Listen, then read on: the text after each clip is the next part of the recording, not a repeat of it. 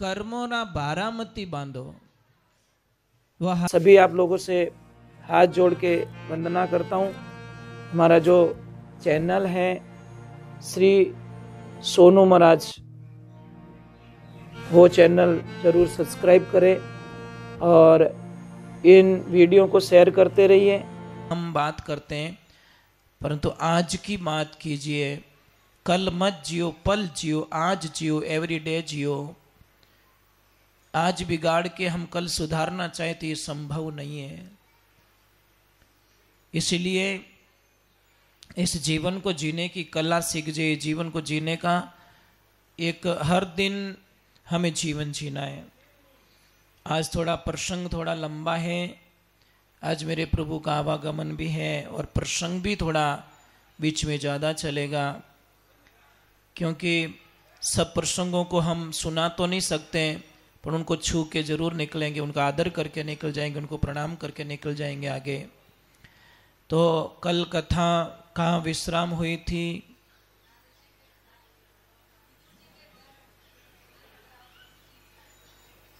नहीं, वो तो बहुत पहले की बात हो गई। एंड कहाँ पे था? एंड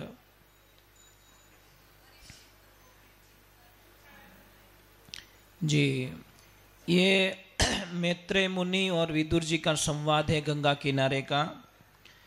जो गंगा किनारे मैत्रेय जी मुनि को विदुर जी महाराज प्रश्न कर रहे हैं कि हे महाराज, 3 प्रश्न किए गए कि महाराज मुझे बताओ भगवान ये दुनिया क्यों बनाते हैं।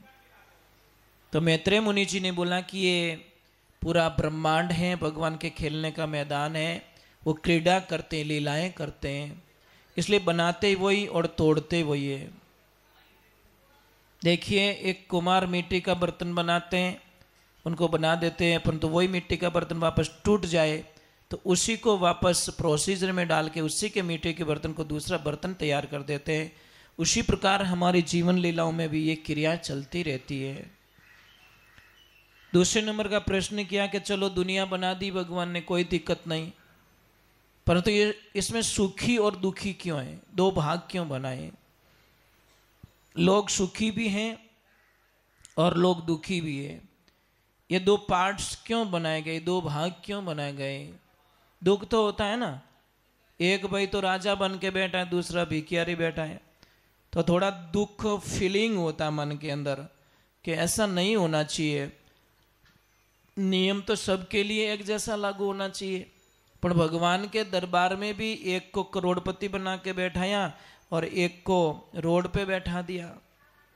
तो देखिए, वापस मैत्रेय मुनि जी इसका उत्तर देते हैं कि जब कोई भी इंसान, भगवान उनको कभी दुखी नहीं करते, ध्यान रखना, भगवान कभी कष्ट नहीं पहुंचाते। राम किसी को मारे नहीं, नहीं हत्यारा राम, अपने आप मर जाएगा वो कर कर खोटे काम। राम किसी को नहीं मारते हैं, अपने कर्म प्रधान होते हैं, कर्म मरवा देते हैं हमको। कहते हैं कि एक कोई कर्मों के आधार पे सुख और दुख मिलता है, ध्यान रखना, कर्मों के आधार पर।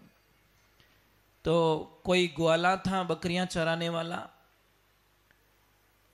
वो बकरी चरा रहा था, परंतु उसकी प्रवृत्ति बड़ी क्रूर थी, वो दुष्ट था। मतलब दया नाम में उसमें कुछ था ही नहीं। मतलब दया क्या होती, उसको कोई मतलब नहीं। बकरी कहीं बेचारी कुछ खा लेती तो बकरी को बहुत पीटता, मतलब दया नहीं आती उसको। तो देख रहे हैं, वो बैठा है, सामने बैठा है, एक हिरणी बच्चे को जन्म दे रही है। तो उस दुष्ट की नजर उस हिरणी पे पड़ गई और जैसे ही बच्चे को जन्म दिया वो दौड़ के गया और दौड़ के जाके उस बच्चे को उठा लिया और हिरणी को भगा दिया। अब बेचारी हिरणी बहुत तड़प रही उस बच्चे के लिए, अपने उस दुष्ट को दया नहीं आ रही है। थोड़ी देर तो उसको उसने लाड लडाया, फिर उठाया और पटक दिया जोर से। बच्चे को इतना जोरदार पटका कि बच्चा जोर से चिल्ला रहा है। फिर बच्चे को पीछे से पकड़ के ऐसे घुमाया, आगे से पकड़ के ऐसे घुमाया। वो हिरणी रो रही है, तड़प रही है, चिल्ला रही है, भगवान को अरदास करी है, मेरे प्रभु मेरे बच्चे को ये मार डालेगा, इस दुष्टि से बचा लिए। कहाँ उसको दया आ रही है महाराज। नवजात शिशु जो अभी अभी खड़ा भी नहीं हुआ, उसको ये यातनाएं दी जा रही है। फिर वो उस बछड़े को क्या बोलता है, बच्चे को क्या बोलता है, बुला तेरे भगवान को कोई हो तो बचा ले तेरे को मेरे से। और ऐसे करते ही उसने अपने कूंट से अगले पैर दोनों काट लिए उसके। बच्चा चिल्लाता रहा, हिरणी चिल्लाते रही, उसको दया नहीं आई। थोड़ी देर और क्रूरता का हद हो गई, पिछले भी दोनों पैर काट लिए और चारों पैर काट के उस बच्चे को तड़पता हुआ छोड़ दिया। हिरणी आई, बहुत चाटी, परंतु खून बहने के कारण बच्चा मर गया। हिरणी ने डायरेक्ट भगवान के पास एप्लीकेशन लगाई, हे प्रभु मेरे बच्चे ने क्या बिगाड़ा, इसने मेरे बच्चे को इस हालत में कर दिया। महाराज भगवान की लीला देखिए, ईश्वर की लीला देखिए, परमात्मा की लीला देखिए। क्या बोलूं मैं, भगवान के घर में देर है अंधेर नहीं है कि भी निर्बल को मत सताओ, किसी को मत सताओ भाई, कीड़ी को भी मत मारो, अनजान में मर जाए तो वो अलग बात है, परंतु जानते हुए किसी को मत सताओ। अब वो बच्चा तो मर चुका था, फ्री माइंड होके अकेला बोलता रहा, जा तेरे कोई भगवान भगवान नहीं दुनिया के अंदर, परंतु 1 किलोमीटर गांव से दूर रहा और उसके दोनों घुटनों में दर्द पैदा हुआ। अब इतना जोरदार दर्द हो रहा है कि वो यहां से यहां नहीं चल पा रहा है। थोड़ा सा आगे गया, वो नीचे बैठ गया तो बैठ गया, अभी खड़ा नहीं हो पा रहा है। घर वाले आए, उसको उठाया और डायरेक्ट उसको हॉस्पिटल लेके गए। और हॉस्पिटल ले जाने के बाद में डॉक्टर ने ये घोषणा कर दी कि इसके दोनों पैर काटने पड़ेंगे, भयंकर इसको ब्लड कैंसर हो चुका है और कोई चांस नहीं कि इसके पैर नहीं काटे तो बच पाएगा। घर वालों ने बोला काट दीजिए, फिर क्या करे, मरता क्या करता, बेहोश कर दिया, दोनों पैर काट दिए उसके। सुबह का टाइम हुआ, जब उसको होश में आया तो उसने देखा कि दोनों पैर नहीं है। डॉक्टरों ने बोला भैया क्षमा करना, तेरे पैरों को हम नहीं बचा पाए। उसकी आंखों में आंसू आ गए, वाह भगवान वाह, तूने तो बिल को पेंडिंग रखा ही नहीं, तूने तो हैंड टू हैंड बदला ले रिया रे। पर कृष्णा, मैंने वहां पे कूंट से पैर काट दिए, इधर तूने डॉक्टर से मेरे पैर कटवा दिए हैं, पर इतनी मेरे पे तूने दया की कि मेरे हाथों को बचा लिया। तो भी आधा बिल बाकी है, अभी मेरे हाथ कटने भी बाकी है।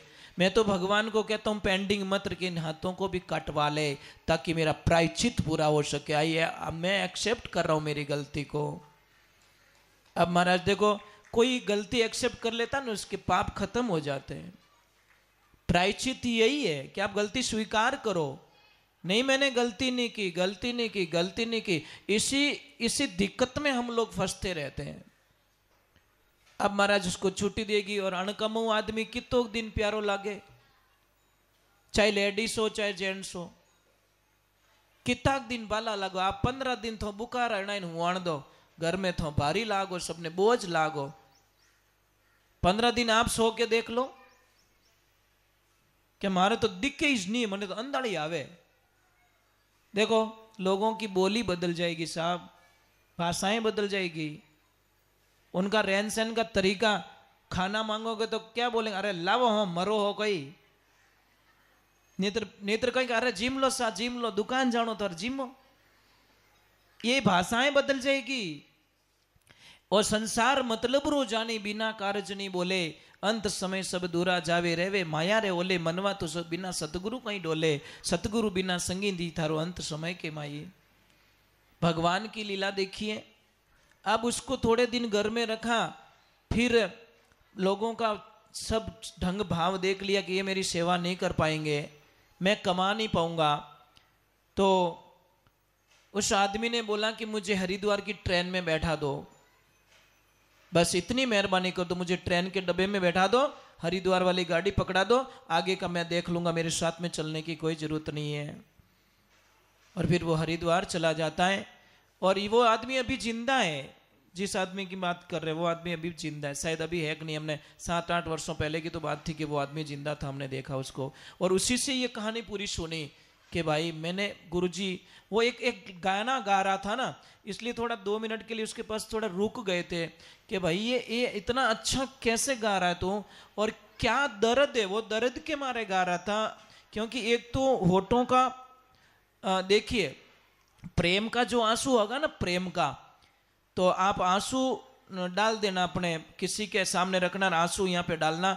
अगर प्रेम से कोई रो रहा है ना, तो ठंडा आंसू निकलेगा उसका, और कोई दुख से रो रहा है, मां कसम गर्म आंसू पड़ेगा। गर्म आंसू पड़ जाए तो समझ लेना ये बहुत दुखी आत्मा है, और ठंडा आंसू हो तो समझ लेना ये प्रेम से किसके लिए रो रहा है। ये आंसू बता देते हैं गर्म और ठंडा, तो वो गाना भी बता देता है। तो देखिए,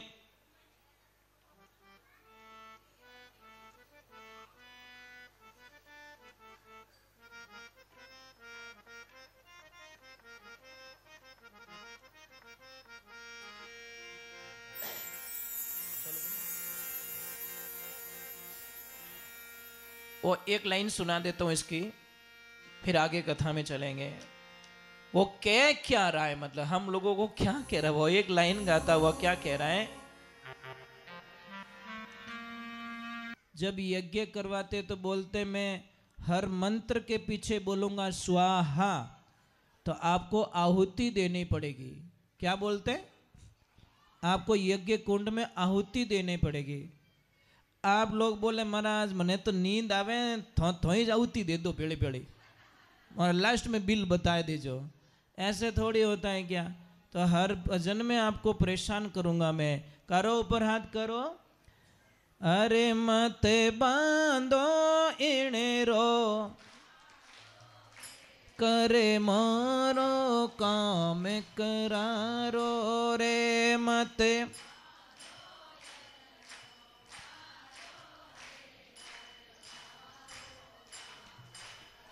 राधे।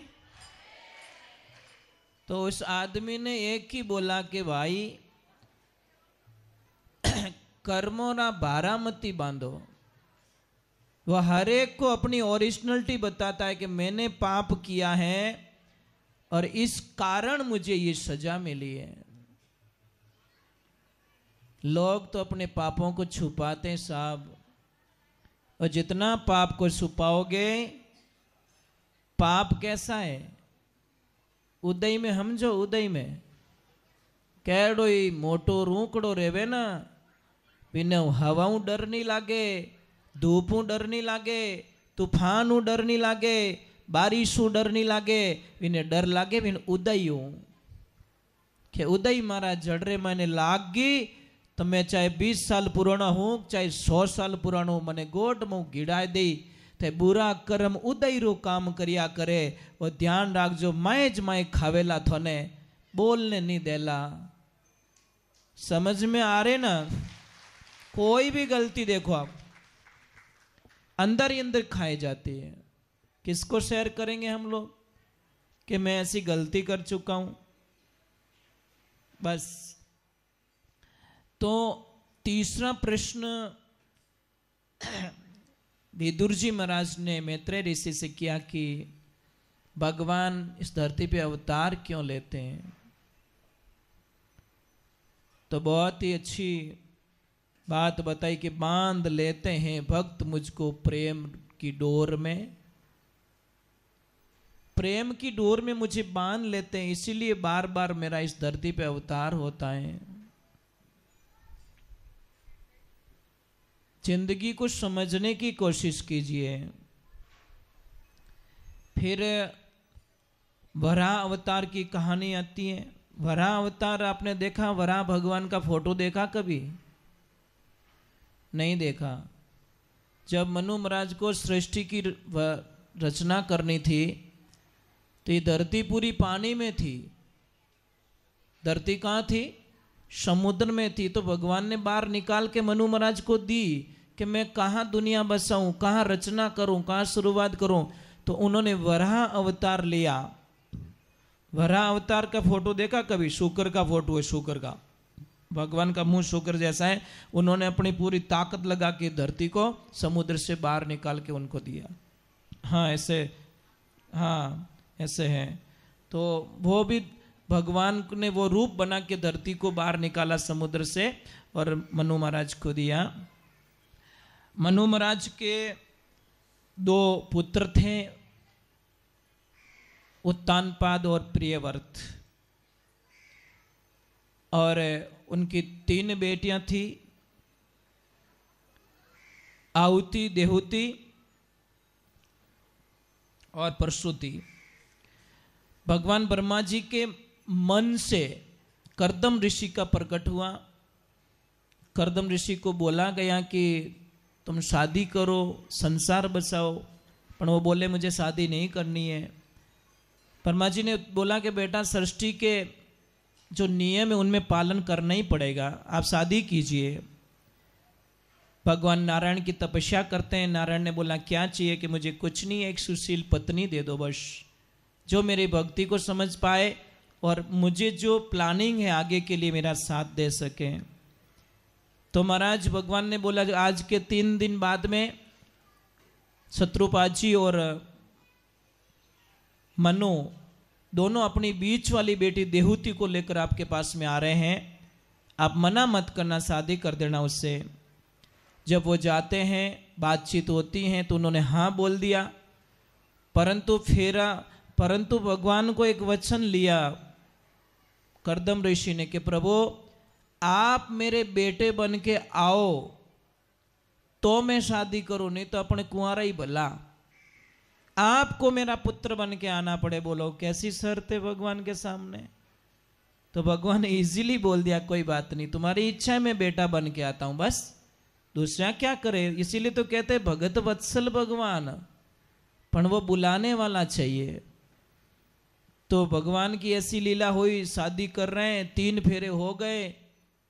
कर्दम ऋषि ने रोक दिया और मनु को और शत्रुपा जी को बोला कि पहले इस अपनी बेटिया को बात बता दो कि मेरे एक बेटा होते ही मैं इसको यहाँ पे छोड़ के मैं वन को चला जाऊंगा, मैं एक बेटा दे पाऊंगा इसको, मैं आगे मेरा गृहस्थी जीवन नहीं चलेगा।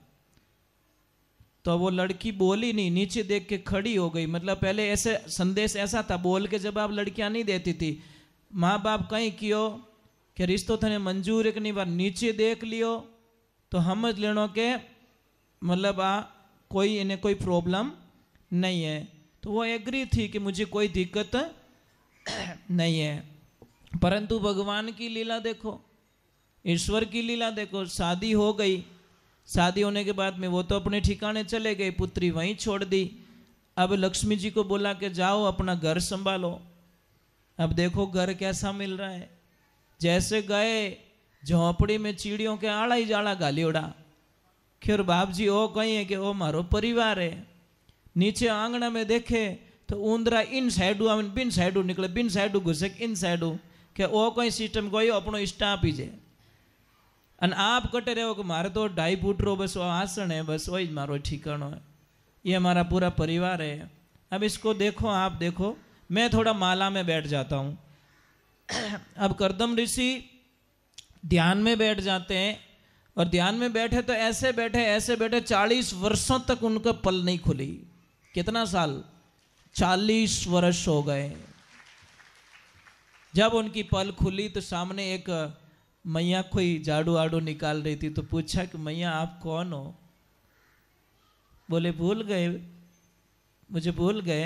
अरे मैं आपकी पत्नी हूँ अर्धांगनी, फेरा खाए नीचा बैठा जो अबे पासा उठी आओ, मने ही बूढ़ी कर दी। तब तक पीर नहीं गई साहब, बहुत बार लेने के लिए आए पर नहीं, बोले मेरे प्रभु की आज्ञा नहीं, मैं कैसे आ जाऊं, मैं नहीं छोड़ सकती।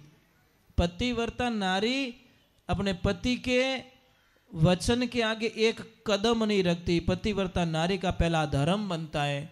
आजकल की नारी क्या करती, भाई जाओ चुपचाप, ठंडा नहीं पड़े, ले ये आपकी तपस्या खत्म होती है। अरे पति रे हम ही बोल नहीं कि तो बड़ो अपराध है, ध्यान है। पर मुझे लग रहा है जीतो आदमी भूतों डाकणियों नहीं डरे नहीं कहवे कोनी बाबड़ो, कहवे कोनी वो जीव जाने माय लो। भाई ये तो क्यों डरा होते हैं, ये तो क्यों डरे थारो पति देव थारो? नहीं डरना चाहिए भाई। भाई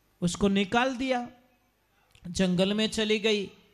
अब जंगल में जाके तपस्या कर रही है और रोज ध्रुव जी महाराज को सत्संग में ले जा रही है, ऋषि मुनियों की सत्संग सुना रही है।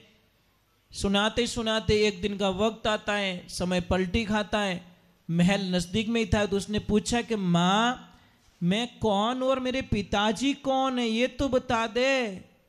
तो माँ ने तो बताया नहीं, पर ऋषियों ने बताया कि तुम बहुत बड़े राजकुमार हो, ये राजधानी तुम्हारी है, तुम उनके पुत्र हो। तो उसने बोला जब पुत्र हूं तो पिताजी से मिल तो सकता हूं ना। तो जैसे ही अंदर प्रवेश हुए, वो तो छोटे बालों की क्या लड़ देना, 5 साल की उम्र है। और जैसे ही लेके गए, वो गया, माँ को तो पता ही नहीं था कि ध्रुव वहां महल में चला गया है। जैसे ही अंदर एंटर हुआ तो उनका पिताजी बैठे थे, भगवान की लीला, गोद में खेलने का मन हुआ। तो सुरुचि वहीं खड़ी थी कि ओए टच नहीं करने का, यहां बैठना है ना तो मेरी कोख से जन्म लेना पड़ा, जाओ और अपनी माँ को बोलो।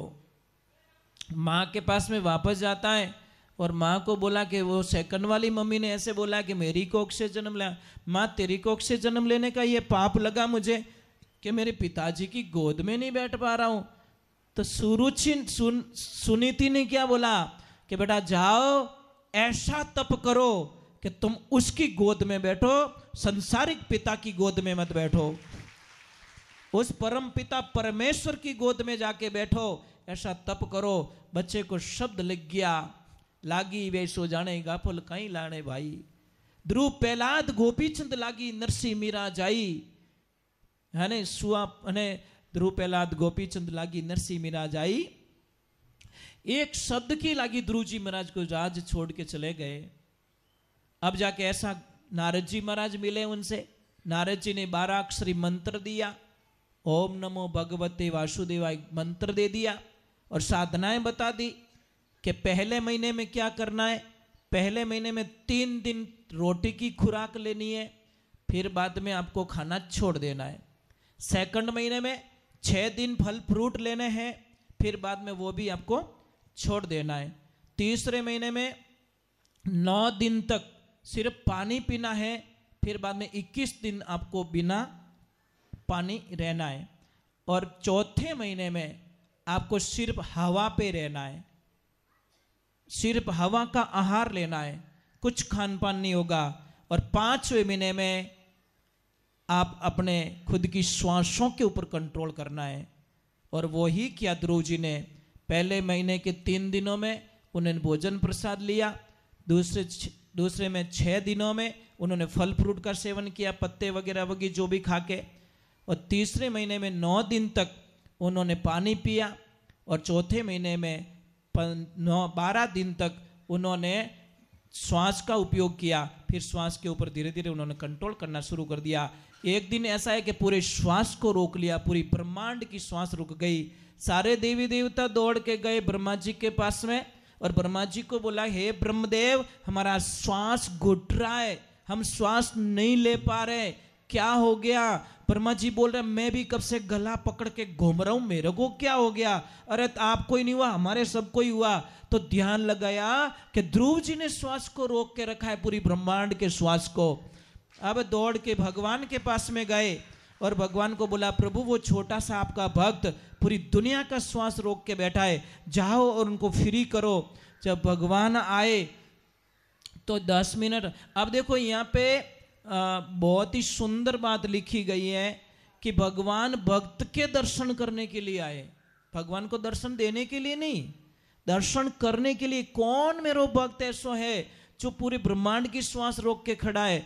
देखा तो वो एक पैर पे खड़े, एक पैर अपने घुटने पे और दोनों हाथ ऊपर ऐसे बस, और भगवान की छवि अपने दिल में। अब 15 मिनट हो गए, 20 मिनट हो गए, वो तो हिल भी नहीं रहे, आवाज दे रहे तो आगा पाछा भी नहीं हो रहा है। भगवान बोल रहे, अरे मैं नारायण, मैं यहाँ पे आया हूँ तेरे पास में, वो तो हिल ही नहीं रहा है। तो भगवान ने उसके दिल से अपनी छवि को निकाल दिया, अपना जो चित्र था वो निकाल दिया।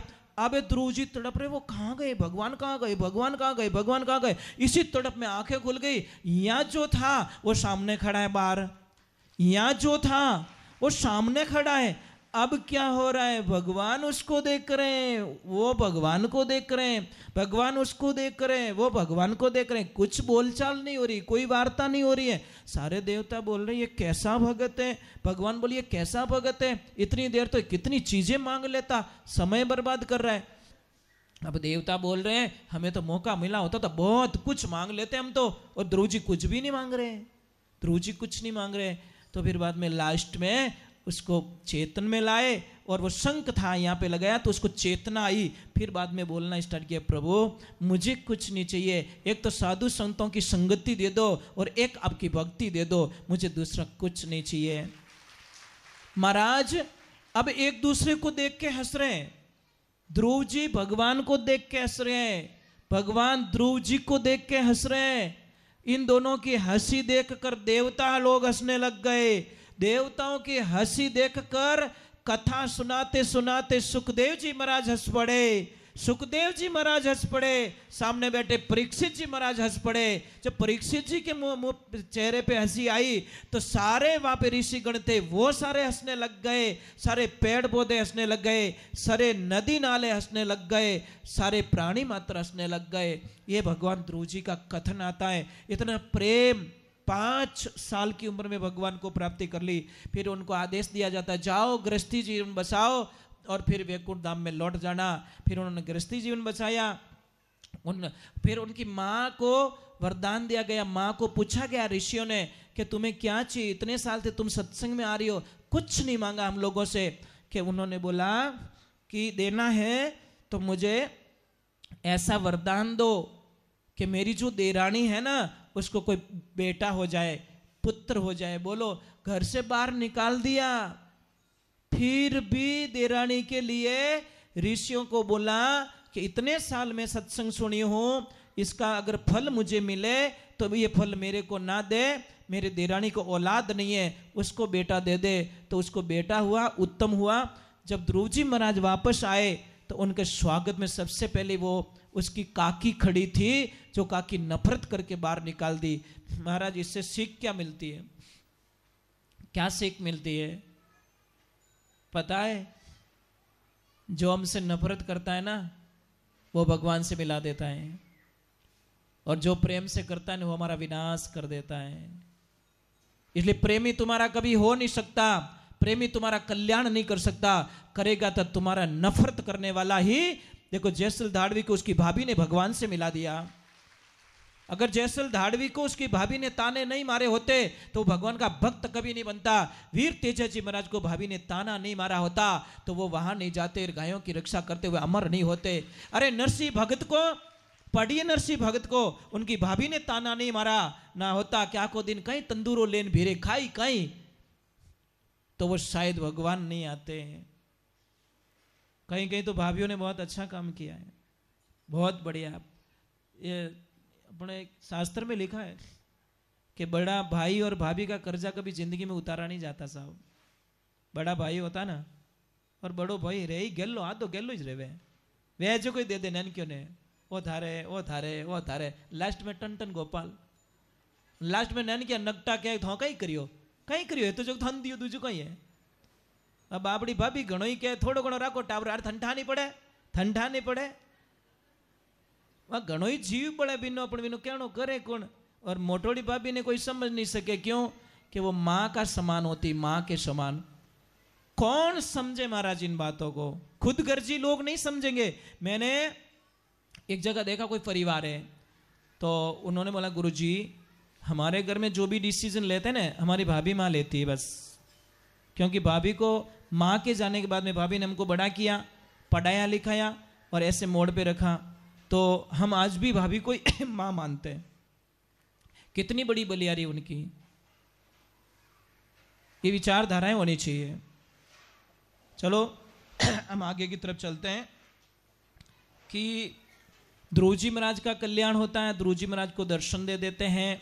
फिर बाद में भगवान के आगे राम कथा में चले जाते हैं, राम जी का अवतरण होता है, राम जी पधारते हैं। तो थोड़ा भगवान के नारद जी